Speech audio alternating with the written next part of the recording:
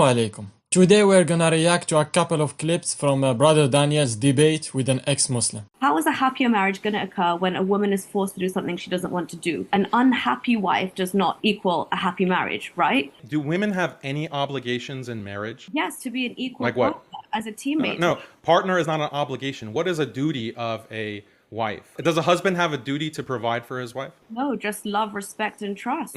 Western law, Islamic law, do women have any obligations in marriage? No, because you're setting out predefined ones. I'm saying let two people decide for themselves. The man cannot decide for himself. He is forced by law to pay for the women that he has with his children. He has to be held accountable for the decisions that he makes and the contractual agreement that he's made to enter into a marriage. But I ask you if women have any obligations, and you can't think of a single one. Women have the child-rearing obligation. That's always on the woman. Oh, so they don't have reproductive choice? They can't abort whenever they want?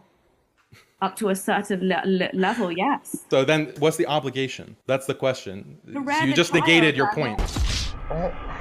So according to her, wives and husbands have no obligations toward each other. So why get married then? Just keep having casual relationships with multiple men. Why would you burden a man with a marriage contract that has the potential to ruin his life? She just wants to use men for their resources and have zero boundaries and limitations. This type of woman want to get married and still act like single. And if you dare to try to put boundaries in the relationship, she'll label you a misogynist and ask for a divorce and get 50% of your assets. Being married to her is like being held hostage. Do as she's told, or your life is ruined. I pray that a Muslim woman be protected from this evil feministic ideology and the man from the red pill delusion. In Islam, wives and husbands have clear obligations toward each other. For example, in Islam, a wife is obligated to obey her husband as long as he doesn't ask her to do haram. She must make herself available for her husband, and I'm talking about intimacy. She must not permit anyone whom he dislikes enter his home. She should not go out of the house except with her husband's permission. And the wife should treat her husband in a good manner. What about the husband? He is obliged to give his wife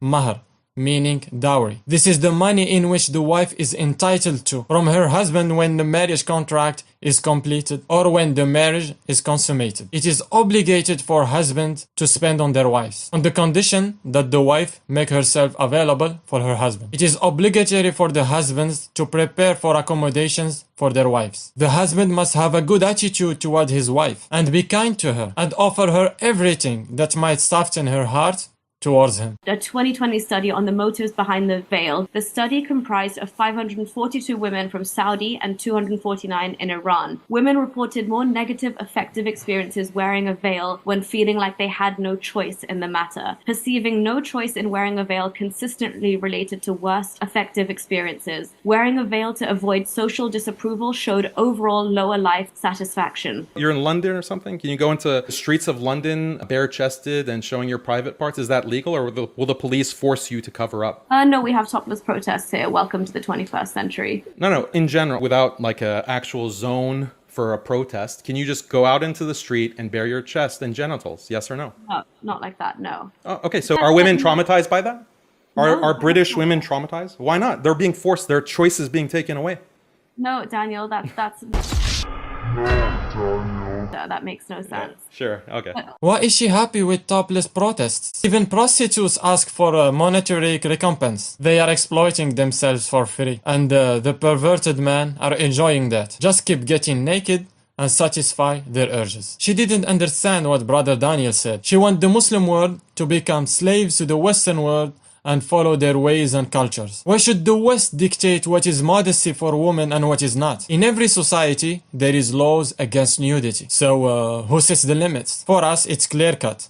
Allah subhanahu wa ta'ala sets the limits for us and we follow his commandments willingly. And our sisters are smart enough to understand that the Western man fantasize about getting them naked like the modern woman, and inshallah our sisters won't disregard the laws of Allah to try and assimilate to Western culture that look at them as less than. They want our sisters to stop following Allah so that they stop giving birth to strong Muslims that are ready to defend our traditions and nations. They want the next generation to be subservient to their ways and be good slaves. Just do as the white man from the West says. You also just threw out words like hypergamy and stuff. When the gender revolution began in the mid-20th century, they also thought it would bring about the end of hypergamy. Women, yes, Daniel, once they become more educated, they will desire more, especially when they're looking for a life partner to settle down with. Your idea of a woman wanting and not settling is very selfish. Point about hypergamy, like, it shows that you don't know what you're talking about. Hypergamy is a woman's desire for someone who is higher in status. It didn't go away with the sexual revolution. Women still, including you probably, you want to marry someone who's bigger and taller than you, who is more wealthy than you, who has more muscles than you. Like, do you want that in a spouse, or do you want someone who's smaller than you? More muscles than me. Well, okay, that's hypergamy. So hypergamy didn't go away. We're moving beyond that now, where women... How are you moving beyond it? You need to move beyond it. You need to marry a man who's smaller than you, weaker than you, like he's under 5 foot.